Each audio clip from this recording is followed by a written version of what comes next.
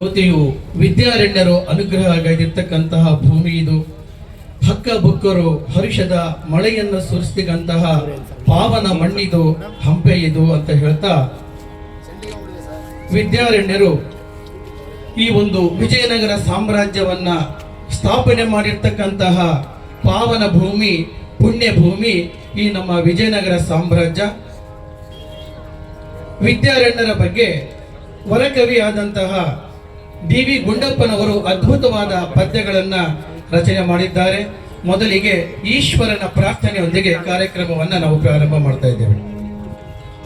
ಪರಮ ಮಂಗಳಮೂರ್ತಿ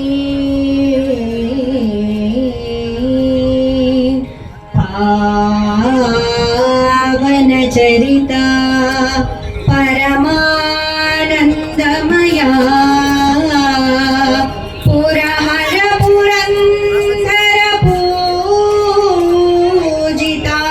ಸರೋಜ ಶಶಿಮೌಳಿ ಶರಣ ಜನ ಸುರಧೇನು ಗಂಗಾಧರ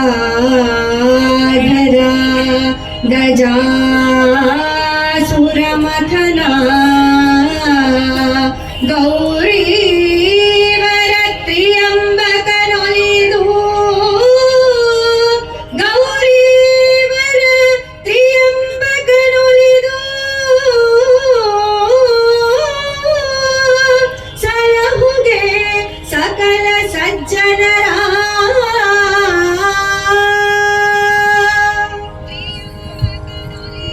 ಈ ಒಂದು ವಿಜಯನಗರ ಸಾಮ್ರಾಜ್ಯವನ್ನ ಸ್ಥಾಪನೆ ಮಾಡಿರ್ತಕ್ಕಂತಹ ವಿದ್ಯಾರಣ್ಯರ ಬಗ್ಗೆ ವರಕವಿ ಆದಂತಹ ಡಿ.ವಿ. ಗುಂಡಪ್ಪನವರು ಅದ್ಭುತವಾದ ಪದ್ಯಗಳನ್ನ ಅವರು ಬರೆದಿದ್ದಾರೆ.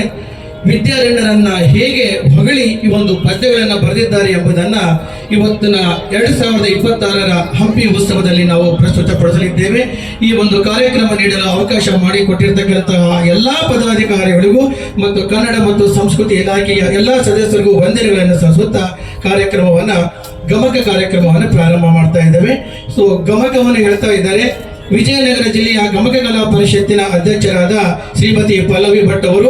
ಇದಕ್ಕೆ ನಾನು ವ್ಯಾಖ್ಯಾನಕಾರರಾಗಿ ವಿಜಯನಗರ ಜಿಲ್ಲೆಯ ಗಮಕ ಕಲಾ ಪರಿಷತ್ತಿನ ಕಾರ್ಯದರ್ಶಿಯಾದ ವಿಶ್ವನಾಥ್ ಅವರು ಇದಕ್ಕೆ ನಾನು ವ್ಯಾಖ್ಯಾನವನ್ನು ನಾನು ಮಾಡಲಿದ್ದೇನೆ.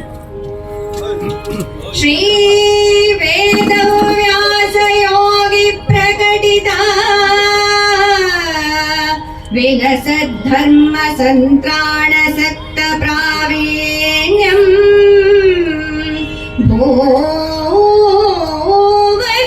ಭೂಷಣ ಸುರಚಿತ ಕರ್ನಾಟಲೋಕ ಪ್ರದೀಪಂ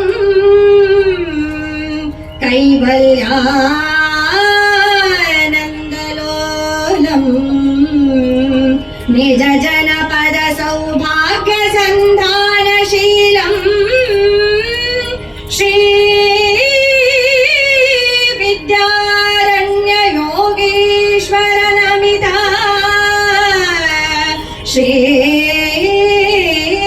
ವಿದ್ಯಾರಣ್ಯ ಯೋಗೀಶ್ವರ ನಮಿತ ಕೃಪಾ ಪಾಂಗತಿಂ ಪೋಷಿಕೆಮ್ಮಂ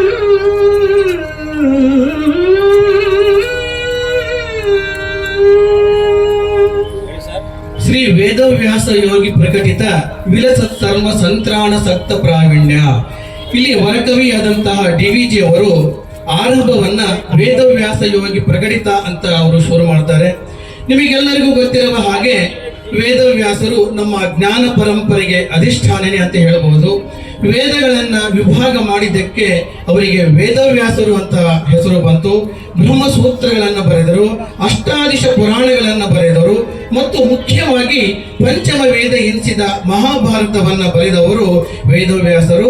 ಈ ವೇದವ್ಯಾಸರು ಹಾಕಿಕೊಟ್ಟಿರ್ತಕ್ಕಂತಹ ಜೀವನ ಪದ್ಧತಿ ಇದು ವೈದಿಕ ಧರ್ಮ ಪದ್ಧತಿ ಮತ್ತು ಭಾರತೀಯವಾದದ್ದು ಅಂತ ಹೇಳ್ತಾ ಈ ಒಂದು ಧರ್ಮವನ್ನ ಸಂತ್ರಾಣ ಸಕ್ತ ಪ್ರಾವೀಣ್ಯ ಅಂದ್ರೆ ವಿದ್ಯಾರಣ್ಯರು ಇದನ್ನ ಉಜ್ಜೀವಿಸುವುದರಲ್ಲಿ ಬಹಳ ಆಸಕ್ತರಾಗಿದ್ದರು ಅಂತಕ್ಕಂಥ ಮಾತನ್ನು ಹೇಳ್ತಿದ್ದಾರೆ ಅವರು.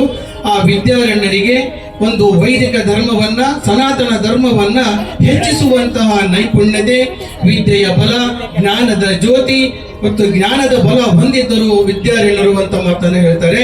ಅದಕ್ಕೆ ವಿದ್ಯಾರಣ್ಯರಿಗೆ ಹೇಳ್ತಾರೆ, ಭೂವದು ಭೂಷಣ ಸುರಚಿತ ಕರ್ನಾಟ ಲೋಕ ಪ್ರದೀಪಂ. ಅಂದ್ರೆ ಭೂಮಿ ಎನ್ನುವ ವಧು ಇದು ತನ್ನ ಭೂಷಣ ಎನ್ನುವ ಹಾಗೆ ಕರ್ನಾಟಕ ಸಾಮ್ರಾಜ್ಯವನ್ನ ನಿರ್ಮಾಣ ಮಾಡಿದವರು ವಿದ್ಯಾರಣ್ಯರು. ಇವರ ಮನಸ್ಸು ಕೈವಲ್ಲಾನಂದಲೋಲಂ ಅಂತ ಹೇಳ್ತಾರೆ. ನಿಮಗೆ ಗೊತ್ತಿರುವ ಹಾಗೆ ವಿದ್ಯಾರಣ್ಯರ ಪೂರ್ವಾಶ್ರಮದ ಹೆಸರು ಮಾಧವಾಚಾರ್ಯರಂತ. 1331 ಇಸವಿಯಲ್ಲಿ ಅವರು ಸನ್ಯಾಸವನ್ನ ಸ್ವೀಕಾರ ಮಾಡಿ ವಿದ್ಯಾರಣ್ಯ ಎಂತಕ್ಕಂಥ ಅಭಿಧಾನವನ್ನು ಪಡೆದವರು. ಅಮಿತ ಕೃಪಾಪಾಂಗದಿ ಎಮ್ಮನ್ನ ಪೋಷಿಸುವಂತ ಹೇಳ್ತಾ ಶೃಂಗೇರಿ ಶಾರದಾ ಪೀಠದ 12ನೇ ಜಗದ್ಗುರುಗಳಾಗಿದ್ದರು ವಿದ್ಯಾರಣ್ಯರು ಅಂತ ಹೇಳ್ತಾ, ಇಂತಹ ಗುರುಗಳನ್ನು ನಾವು ಮರೆಯಲಿಕ್ಕೆ ಸಾಧ್ಯವೇ? ನಿಜವಾಗ್ಲೂ ಅವರನ್ನು ನಾವು ಮರೆತು ಬಿಟ್ಟಿದ್ದೇವೆ. ಗುರುವರೇ ನಮ್ಮನ್ನ ಮರೆತಿರ್ಪಯ್ಯ ಅಂತಕ್ಕಂಥ ಪದ್ಯವನ್ನು ಮುಂದಿನ ಭಾಗದಲ್ಲಿ ಕೇಳೋಣ. ಗುರುದೇವ ಗುರುದೇವ ಮರೆತಿರ್ಪೆಯೇ ನಿಜ ಜನ ಶ್ರೇಯ ವಿಚಾರಂಗಳಂ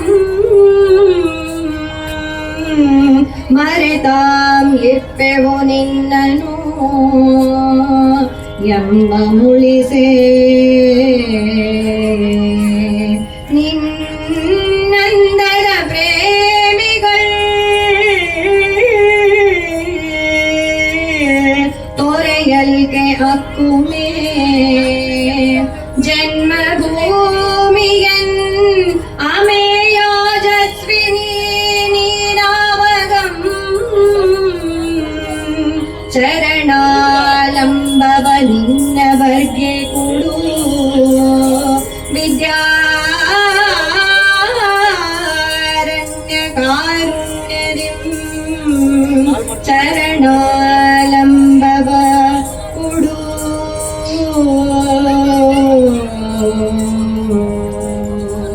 ಡಿ.ವಿ.ಜಿ ಅವರು ಕೇಳ್ಕೊಳ್ತಾ ಇದ್ದಾರೆ, ತನಗೆ ಸೇರಿದಂತಹ ಜನರ ಶ್ರೇಯಸ್ಸಿಗೆ ಬೇಕಾದಂತಹ ಎಲ್ಲವನ್ನು ಮರೆತು ಬಿಟ್ಟೆಯ, ನಾವು ನಿಮ್ಮನ್ನ ಮರೆತು ಬಿಟ್ಟೆವೋ ಎಂತಕ್ಕಂತಹ ಕೋಪವ ನಿನಗೆ? ನಿಮ್ಮಂತಹ ಲೋಕಕಾರಣ್ಯ ಇರುವಂತಹ ಸಕಲ ಚರಾಚರಗಳಲ್ಲಿ ಪ್ರೀತಿ ಇಟ್ಟುಕೊಳ್ಳುವಂತಹ ನೀವು ಈ ಒಂದು ಜನ್ಮಭೂಮಿಯನ್ನು ನೀವು ಮರೆಯುವುದುಂಟೆ?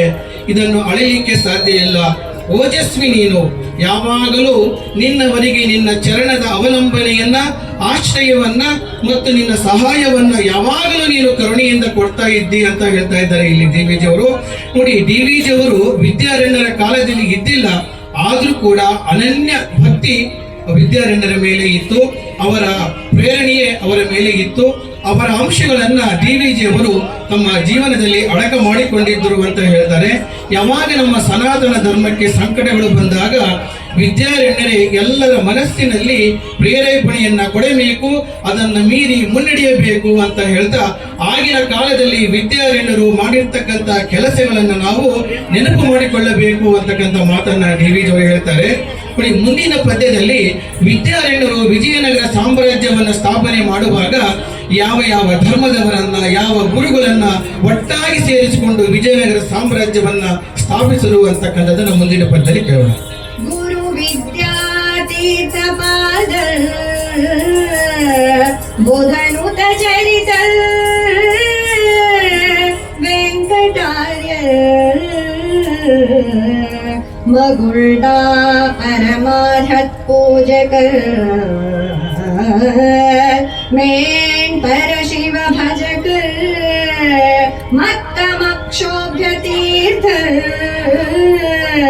ಪರಿಶಿಷ್ಟ ಶಿಷ್ಟರೆಲ್ಲ ಕಲಿಕಲ ಚಕಿತ ದುಷ್ಟರಪ್ಪಂತೆ ನೀನು ಆ ಪರಧರ್ಮ ಪ್ರಾಚ್ಯ ರಾಜ್ಯ ಪ್ರಭವಕ್ಕೆ ನೀನು ಆ ಪರಧರ್ಮ ಪ್ರಾಚ್ಯ ರಾಜ್ಯ ಪ್ರಭವಕ್ಕೆ ಮೊದಲ ಆಲಾದೆಯೇ ಧನ್ಯವ್ರತ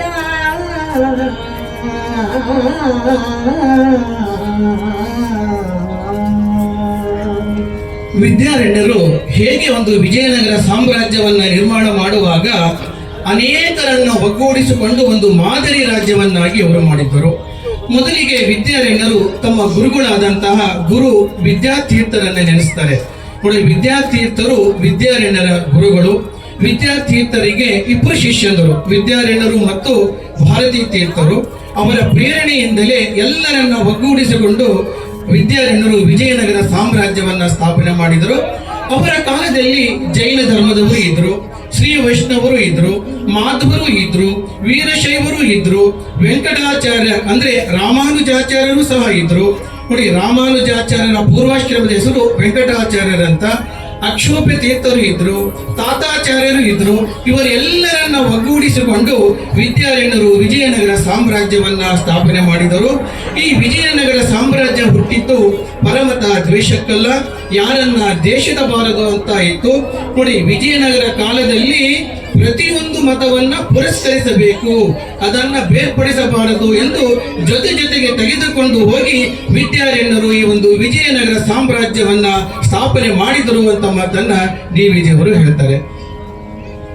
ಚರಣದ್ವಂದ್ವ ಒಂದೊಂದೇ ಯಾತ್ರೆಯ ನೋಡಚ್ಚುತ್ತಿಪ್ಪವಳು, ಚರಣದ್ವಂದ್ವಂ ಅದೊಂದೇ ಯಾತ್ರೆಯ ನೋಡಚ್ಚುತ್ತಿಪ್ಪವಳು,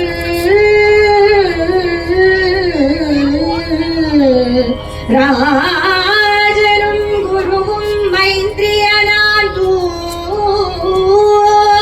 രാഷ്ട്രരഥദാകർഷಕ್ಕೆ ಕೈಕೊಡೆ, ರಾಷ್ಟ್ರರಥದಾಕರ್ಷಕ್ಕೆ ಕೈಕೊಡೆ,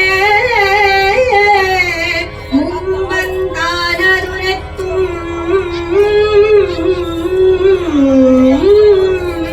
ആ ഹരിഹരൊൽവിപാല സാചിവ്യം പരിദൂതാഖില സംഗമീതലದೆ നാദയൈ,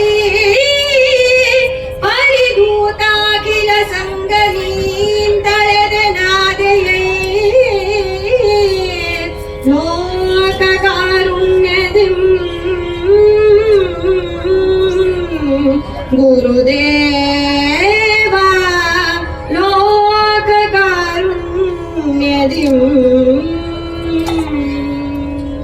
ನೋಡಿ, ಈ ಪದ್ಯ ಬಹಳ ಸುಂದರವಾದಂತಹ ಪದ್ಯ. ವಿದ್ಯಾರಣ್ಯರು ಒಂದ್ ಕಡೆ ಹೇಳ್ತಾರೆ, ಜ್ಞಾನೀನಾಂ ಚರಿತಂ ಶಕ್ಯ ಸೌಮ್ಯ ರಾಜ್ಯಾದಿ ಲೌಕಿಕಂ. ಅಂದ್ರೆ ಇದಕ್ಕೆ ವಿವರಣೆ ಈ ಪದ್ಯ. ಚರಣದ್ವಂದ್ವಂ ಒಂದೇ ಅಂದ್ರೆ ನಮ್ಮ ಕಾಲುಗಳು ಒಂದೊಂದು ದಿಕ್ಕಿಗೆ ಹೋಗಲ್ಲ. ಒಂದು ಗುರಿಯನ್ನು ಮುಟ್ಟಬೇಕಾದರೆ ಎರಡೂ ಕಾಲುಗಳು ಜೊತೆಯಾಗಿ ಹೇಗೆ ಯಾತ್ರೆಯನ್ನು ಮಾಡ್ತವೆ, ಹಾಗೆ ಒಂದು ರಾಜ್ಯವನ್ನ ಆಳಬೇಕು ಅಂದ್ರೆ ಒಂದು ಶಾಸನವನ್ನು ಮಾಡಬೇಕು. ರಾಜ ಮತ್ತು ಗುರು ಮೈತ್ರಿಯಂತೆ ಈ ರಾಷ್ಟ್ರ ಅಂತಹ ರಥವನ್ನು ಎಳೆಯಲು ಮುಂದಾದ್ರೆ ಅದು ಸರಿಯಾದ ದಿಕ್ಕಿನಲ್ಲಿ ಹೋಗುತ್ತದೆ ಅಂತ ತಿಳಿದುಕೊಂಡು ನೀನು ಹರಿಹರನಿಗೆ ಸಚಿವನಾಗು ಅಂತ ಹೇಳಿ, ಯಾಕೆ ರಾಜ್ಯದ ಲೋಕಕಾರುಣ್ಯದಿಂದ ಈ ರಾಜ್ಯದ ನೇಗಿಲಿಗೆ ಹೆಗಲನ್ನು ಕೊಟ್ಟು ನೀನು ಜವಾಬ್ದಾರಿಯನ್ನು ವಹಿಸಿಕೊಂಡಿಯಲ್ಲ. ಇದು ಯಾಕೆ ಅಂದರೆ ಲೋಕಕಾರುಣ್ಯದಿಂದ ಅಂತ ಡಿ.ವಿ.ಜಿಯವರು ಹೇಳ್ತಾರೆ. ನೋಡಿ, ನಮ್ಮ ಭಾರತದ ರಾಜಕೀಯ ಚರಿತ್ರೆಯನ್ನು ಅವಲೋಕಿಸಿದರೆ ಧರ್ಮಗುರುಗಳು, ಆಧ್ಯಾತ್ಮ ಗುರುಗಳು, ಜ್ಞಾನ ಸಂಪನ್ನರು, ಪುಣ್ಯ ಪುರುಷರು ನಮ್ಮ ರಾಜ್ಯ ಸ್ಥಾಪನೆಯಲ್ಲಿ, ರಾಜ್ಯ ಕಾರ್ಯದಲ್ಲಿ ಆಗಾಗ್ಗೆ ಸ್ಫೂರ್ತಿಯಿಂದ ನೆರವಾಗಿದ್ದಾರೆ. ಹರಿಹರ ಬುಕ್ಕರಾಯರಿಗೆ ವಿದ್ಯಾರಣ್ಯರು ವಿಜಯನಗರ ಸಾಮ್ರಾಜ್ಯ ಸ್ಥಾಪನೆಯಲ್ಲಿ ನೆರವಾದರು. ತಮ್ಮ ಅಸಾಧಾರಣ ಪಾಂಡಿತ್ಯ, ಮಹಾಜ್ಞಾನ, ದೈವಿ ಶಕ್ತಿಯಿಂದ, ಆಧ್ಯಾತ್ಮಿಕ ಪ್ರಭೆಯಿಂದ ಜನರ ಮೇಲೆ ಪ್ರಭಾವವನ್ನು ಮೀರಿ ವಿಜಯನಗರ ಸಾಮ್ರಾಜ್ಯವನ್ನ ಸ್ಥಾಪನೆ ಮಾಡಿದ್ದಾರೆ.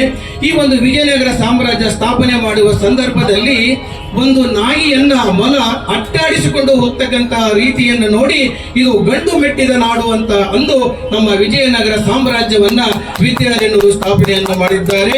ಕ್ರಿಸ್ತ ಶಕ 1386ನೇ ಇಸವಿಯಲ್ಲಿ ವಿದ್ಯಾರಣ್ಯರು, ನೋಡಿ ನಮ್ಮ ವಿರೂಪಾಕ್ಷೇಶ್ವರ ದೇವಾಲಯ ಇದೆಯಲ್ಲ, ಅದರ ಹಿಂದೆ ವಿದ್ಯಾರಣ್ಯರು ಗುಹಾಂತರಾಗಿದ್ದಾರೆ ಅಂತ ಹೇಳುತ್ತಾ ವಿದ್ಯಾರಣ್ಯರಿಗೆ ಭೂವಧು ಭೂಷಣ ಸುರುಚಿತ ಕರ್ನಾಟಕ ಲೋಕ ಪ್ರದೀಪಂ ಮತ್ತು ಕರ್ನಾಟಕ ಸಿಂಹಾಸನ ಪ್ರತಿಷ್ಠಾಪನಾಚಾರ ಅಂತಕ್ಕಂಥ ಬಿರುದಿಗಿದೆ. ಈ ಒಂದು ವಿದ್ಯಾರಣ್ಯರ ಕೀರ್ತಿಲತೆ ಸೂರ್ಯ ಚಂದ್ರ ಇರುವವರೆಗೂ ವರ್ಧಿಸಲಿ, ಕರ್ನಾಟಕ ಸಂಸ್ಕೃತಿ ಚಿರನೂತನವಾಗಿ ಬೆಳೆಯಲಿ, ಕರ್ನಾಟಕ ರಾಜ್ಯ ಲಕ್ಷ್ಮಿ ಚಿರಂಜೀವಿಯಾಗಲಿ ಅಂತ ಹೇಳುತ್ತಾ ವಿದ್ಯಾರಣ್ಯರಿಗೆ ಜಯವಾಗಲಿ. ಶ್ರೀ ಶ್ರೀ ವಿದ್ಯಾರಣ್ಯರಿಗೆ ಜಯವಾಗಲಿ. ತಾಯಿ ಭುವನೇಶ್ವರಿಗೆ ಜಯವಾಗಲಿ. ಪಂಪಾ ವಿರೂಪೇಶ್ವರರಿಗೆ ಜಯವಾಗಲಿ. ನಮಸ್ಕಾರಗಳು.